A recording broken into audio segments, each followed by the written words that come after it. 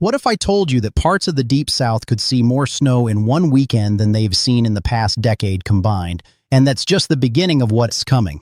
Right now, meteorological models are screaming at us. They are showing something we rarely see, something that could shut down entire states for days. We're talking about a major winter storm that could dump over 2 feet of snow in areas that barely see 2 inches in a normal year. But here's what's even more terrifying: the ice. We re-looking at potential ice accumulations of 3 inches or more in some locations. 3 inches of ice. Let me put that in perspective for you. 1/4 inch of ice can snap power lines. 1/2 inch can bring down tree limbs. 3 inches? That's catastrophic. That is infrastructure destroying, life-threatening ice. And if you are thinking this is just another weather forecast that one T pan out, I need you to understand something critical. Every major model, the European, the GFS, the Canadian, they all in agreement. When models agree like this, especially on a storm this significant, you need to pay attention. But wait, because there's a twist coming at the 3-minute 20-second mark that could change everything we think we know about where this storm is heading. The models have started to shift, and what that means for the Mid-Atlantic and even the Northeast is going to shock you. Let's start with what's happening right now at this very moment. Arctic air is pouring down from Canada like a frozen waterfall. Yesterday was brutally cold. Today is brutally cold. And this isn't your typical winter cold snap that lasts a day or two and moves on. This is a sustained Arctic outbreak that's going to lock in place and create the perfect setup for disaster. By Wednesday evening, we're already seeing the early players moving into position.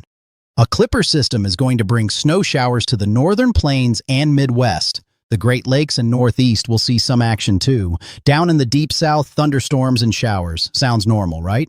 But this is the calm before the storm. This is the opening act. Thursday is when things start to get serious. The Arctic air mass that I mentioned, it's going to surge even further south.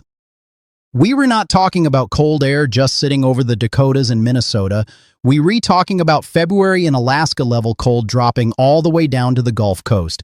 By Friday, and this is crucial, we have what meteorologists call the perfect setup. An Arctic high-pressure system is going to park itself right over the northern plains and Great Lakes. Think of it as a massive wall of cold air, a fortress that's going to force everything to stay south. At least, that's what it looks like right now. But here's where it gets interesting, and this is information you need to know.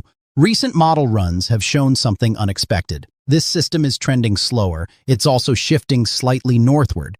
Now, you might think, what is the big deal about a slight shift? Let me tell you why this matters. If this system holds on just a little bit longer, if it delays its movement by even 6 to 12 hours, we could see a dramatically different outcome. The Ohio Valley could get hammered. The Mid-Atlantic could see historic snowfall. Even the Northeast could get pulled into this mess. Friday night is when the snow begins. Texas, Oklahoma, Kansas, Arkansas, parts of Mississippi, Tennessee, Alabama, these are states that don't have the infrastructure for this. They don't have thousands of snowplows sitting in warehouses. They don't have massive stockpiles of road salt. When I say this could shut these states down, I mean it literally, but remember that ice I mentioned at the beginning? Here's where it becomes a nightmare. A massive area stretching from Texas through Arkansas, Louisiana, Mississippi, and into Alabama is looking at significant ice accumulation. Not just a glaze, not just a thin coating. We're talking about ice measured in inches. Let me explain why ice is so much worse than snow. When you get a foot of snow, yes, it is disruptive. Roads are impassable, schools closed, travel is dangerous. But snow is manageable. You can plow it, you can shovel it. Ice is different. Ice adheres to everything. It coats power lines and adds weight, hundreds of pounds of weight until those lines snap. It covers trees and brings down massive limbs. It makes every surface a skating rink. And unlike snow, you can just plow ice away. The European model is showing ice totals of 1 to 2 inches across a broad area. Some of the darker, more intense zones, 3 inches or more. I want you to understand what 3 inches of ice means. That's not just power outages for a few hours. That is potentially weeks without power in some areas. That is entire electric grids being rebuilt from scratch. Saturday afternoon, the storm really intensifies. Moderate to heavy snowfall will be pounding areas of Texas, Oklahoma, Kansas, Missouri, Arkansas, and Tennessee. The northern edges of Mississippi, Alabama, and Georgia will be getting hit hard too. And that freezing rain, it'll be coming down with a vengeance across Texas, Louisiana, Arkansas, Mississippi, Alabama, and Georgia. If you live in these areas, you need to be preparing now. Not Saturday morning, not Friday night, now. Because once this starts, it's going to be too late to run to the store. Roads will be impassable. Saturday night into Sunday is when things get really complex, and this is where we need to talk about that shift I mentioned earlier. A low-pressure system is going to develop offshore. Now here is the million-dollar question, and this is what is going to determine who gets absolutely buried in snow and who gets a messy mix. Is this low going to slide horizontally along the coast, or is it going to climb vertically up the eastern seaboard? The horizontal path would keep the heaviest snow concentrated across the areas I've already mentioned. Kentucky, Virginia, North Carolina would see tremendous snowfall totals. We're talking about the kind of snow that collapses roofs, that traps people in their homes for days. But the vertical path, that changes everything. That's the twist I promised you. If this low climbs vertically, we start getting mixing in areas like North Carolina and Virginia. The snow changes to sleet, then freezing rain, then maybe even plain rain right along the coast. But, and this is critical, that vertical path would bring heavy snow to Pennsylvania, New Jersey, New York, and potentially southern New England. The most recent European model run is showing this more vertical track, and I have to be honest with you, I am skeptical. Here's why. We have a strong high-pressure system directly to the north. The atmospheric flow is generally horizontal. Both of these factors suggest that the path of least resistance is going to keep this storm moving horizontally. But, and I cannot stress this enough, that doesn't guarantee it to go vertical. Weather is chaos theory in action. Small changes in initial conditions can lead to massive differences in outcomes. A shift of 50 miles in the storm track could mean the difference between 6 inches of snow and 2 feet. It could mean the difference between a winter storm and a historic blizzard that people talk about for decades. As Sunday unfolds, we're going to see this play out in real time. If the vertical track verifies, we'll see significant mixing in the Carolinas and Virginia. Pennsylvania and New Jersey could see massive snowfall totals. Areas north of New Jersey into New York and southern New England could see a major low-pressure system pass right nearby, bringing heavy snow with it. But wait, there's more. And I know that sounds like an infomercial, but I am serious. This isn't a one-and-done situation. After this major storm moves through, we have another clipper system that's going to roll through and bring additional snowfall to the mid-Atlantic and Northeast. We were going to stay locked in this brutally cold pattern through the end of January. And here's something interesting.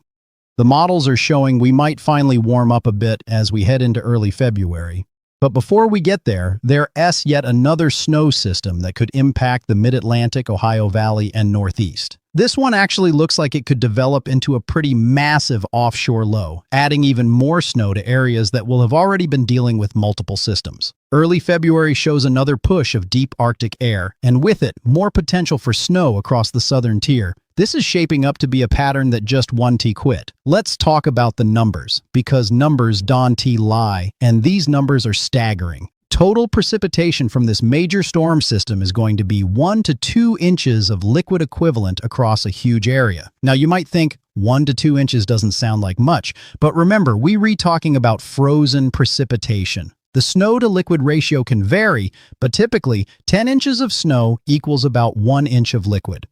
In cold, powdery conditions, that ratio can be 15 to 1 or even 20 to 1. So when I say 1 to 2 inches of liquid precipitation, I'm talking about potentially 10 to 20 inches of snow. And in the prime bands, where everything comes together perfectly, we could see even higher totals.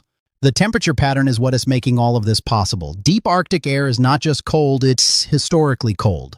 By Thursday and Friday, we're looking at temperatures 25 to 35 degrees below normal across huge sections of the country. Those magenta-colored areas on the temperature departure maps, that's not just a little chilly. That's dangerous cold. That's the kind of cold that creates frostbite in minutes. That is the kind of cold that makes this winter precipitation possible as far south as the Gulf Coast. On Saturday, at the height of this event, massive portions of the country will be dealing with temperatures so far below normal that it almost doesn't seem real. And this cold doesn't give up. It stays locked in place. There's one exception, one caveat, and this is important for coastal areas. If that low-pressure system tracks very close to the coast, we actually get warmer, milder temperatures working their way in. Meteorologists call this a warm nose. It is a layer of above-freezing air that develops aloft, and it is what causes snow to change to sleet or freezing rain. For coastal areas, and I am in one of those zones myself, if you want maximum snowfall and not freezing rain, you actually have to hope this low stays a little bit further away from you, just a little bit. That would put you in the bullseye of heavy snow. The bullseye is typically just outside the area dealing with mixed precipitation. If this storm trends just a little bit further east, or if it's a little bit colder and tracks a bit more south, that's where coastal areas would be in the jackpot zone instead of dealing with a wintry mix. With the warmer look, with that warm nose I mentioned, the heavy snow bullseye shifts further north. It's a delicate balance, and a shift of just 20 to 30 miles can make all the difference. Now let's talk about total snowfall accumulations, because this is where things get absolutely wild. The European model is showing gargantuan snowfall totals, and I don't use that word lightly, from the Four Corners states through the southern and central plains into the lower Midwest and lower Mid-Atlantic, we looking at widespread significant snow. Then, extending into the Ohio Valley, Mid-Atlantic, and southern Northeast, we seeing really large totals. All of those pink-colored areas on the snowfall maps, that is right around a foot or more. The pastel blue areas, we talking about potentially multiple feet of snow. 2 feet, 30 inches. In some isolated areas, if everything comes together perfectly, even higher amounts are possible. The GFS model shows very similar snowfall totals to the European model.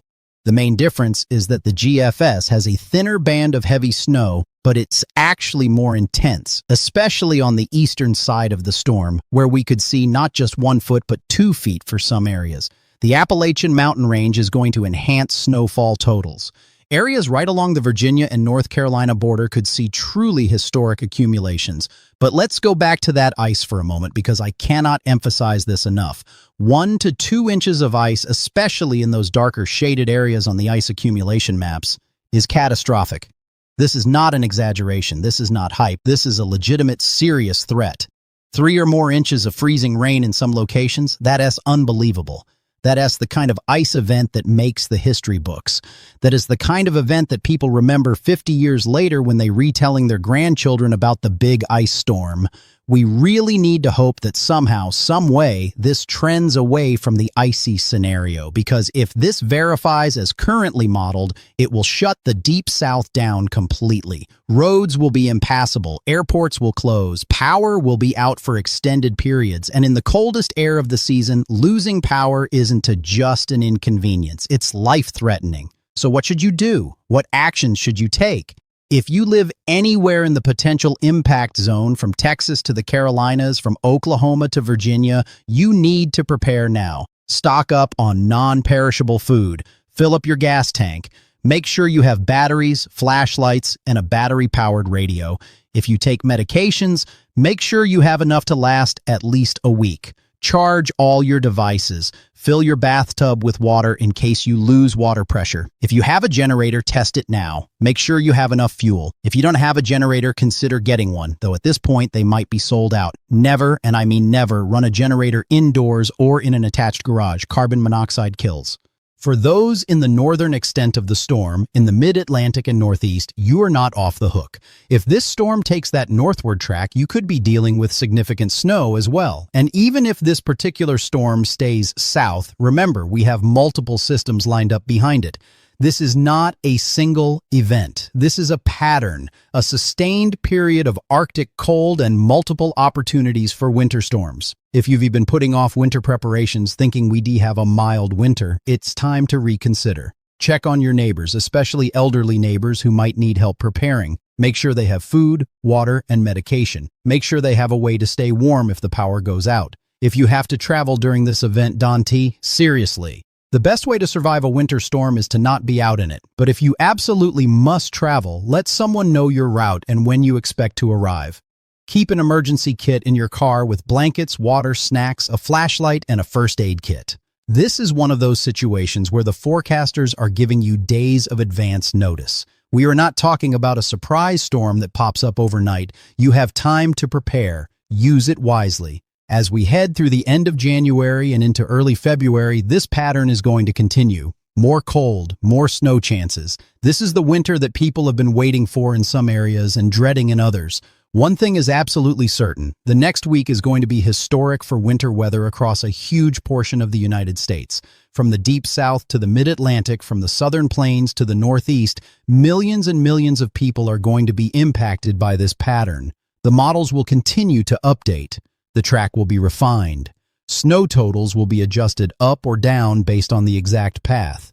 But the overall message remains the same. A major, significant, potentially historic winter storm is coming. Multiple feet of snow are possible in some locations. Catastrophic ice is possible in others. Arctic cold is going to grip much of the nation. This is not a time for complacency. This is a time for action. This is a time to prepare, to plan, and to take this threat seriously. Stay tuned for updates. The situation is evolving. Models will continue to be updated every 6 hours. As we get closer to the event, the forecast will become more refined and we'll have a better idea of exact snowfall totals and the precise track of the storm. But even as this storm is still developing, even as we re-tracking this major system, we're already seeing indications of the next threat. The pattern isn't changing. The cold isn't going anywhere, and there are more storms in the pipeline. What comes after this initial major storm could be just as significant. That next system I mentioned, the one developing in early February, current indications show it could be a very intense, very interesting system. We're re-seeing potential for another mid-Atlantic, Ohio Valley, and Northeast snow event. This one could develop into a massive offshore low that brings substantial snowfall to areas that will have already been hit. Some areas could see storm after storm, system after system, accumulating snowfall totals for the month that far exceed normal seasonal amounts. We're talking about January and early February potentially accounting for an entire winter's worth of snow in some locations. The West Coast isn't being left out either. After a bit of a dry patch, they're restarting to see more activity as well. The pattern is becoming active across the entire country. And here's what makes this pattern so notable. It's not just one area getting hammered. It's not just the traditional snowbelt. We're re-seeing potential impacts from Texas to Maine, from the Rockies to the Appalachians. This is a continental-scale winter pattern, the kind we haven't seen in several years. For those of you who love winter, who love snow, this is your time. For those who dread winter weather, I am sorry, but you're going to have to buckle up because this ride isn't over yet. The coming days and weeks are going to test our infrastructure, our preparedness, and our resilience. But if we take this seriously, if we prepare adequately, if we look out for each other, we'll get through this. Remember, winter storms are beautiful but deadly. Respect the power of nature. Don't take unnecessary risks. And most importantly, stay informed. Weather conditions can change rapidly. What looks like snow can change to ice. What looks like a glancing blow can become a direct hit with just a small shift in the storm track. We're reliving through what could be one of the most significant winter weather patterns in recent memory. Years from now, people will remember where they were during this outbreak. They'll remember the snow totals, the ice damage, the bitter cold. Make sure you re-prepared, make sure you re-safe, and make sure you re-staying updated as this situation continues to evolve. Because what happens over the next 10 days could rewrite the weather record books across multiple states.